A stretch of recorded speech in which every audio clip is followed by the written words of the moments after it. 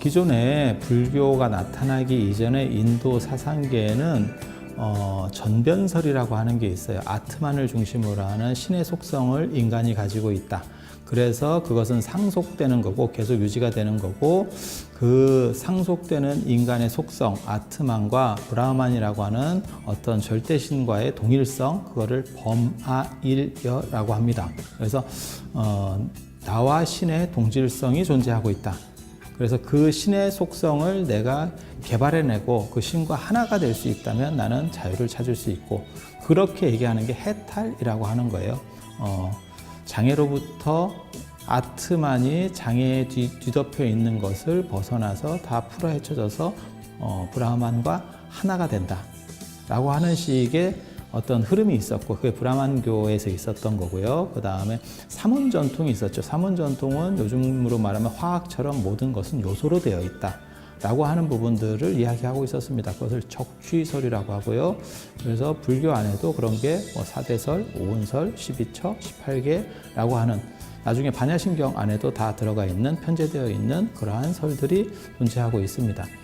그런데 부처님도 실제로 그 당시에 불릴 때 보면 대사문, 그러니까 사문 중에 슈라마나 중에서 어떠한 특징적인 어떠한 행보를 보인 분, 이렇게 평가를 받거든요. 그래서 부처님은 이 요소설에서 그 다음 단계로 나아가세요. 그게 그 요소들의 관계는 어떻게 정립되느냐.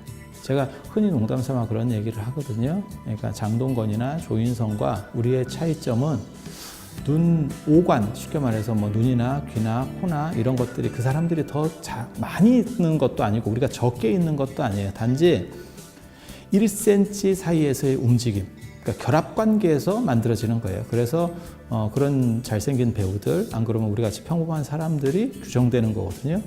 그게 관계성이라고 하는 겁니다. 그러니까 요소가 중요한 게 아니고 그것이 어떻게 관계 맺어질 것이냐가 중요한 거고, 그 부분을 연기설이라고 하는 거예요. 그래서 연기설을 강조하다 보면 관계는 계속 변화할 수밖에 없고, 그래서 연기는 무자성이라고 하는 거고, 실제적인 항상한 속성은 존재하지 않는다고 얘기하는 거고, 그것을 나중에 대승불교에서는 공이라고 얘기를 하는 거예요. 공은 존재하지 않는다. 안 그러면 어떤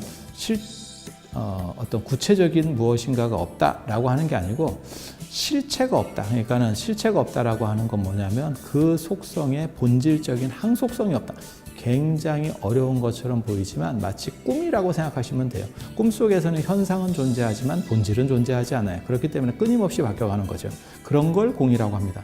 마치 한강 이러면 한강은 끊임없이 변화하면서 유사이래로 한 번도 정지된 적이 없이 흘러가고 있었을 거예요.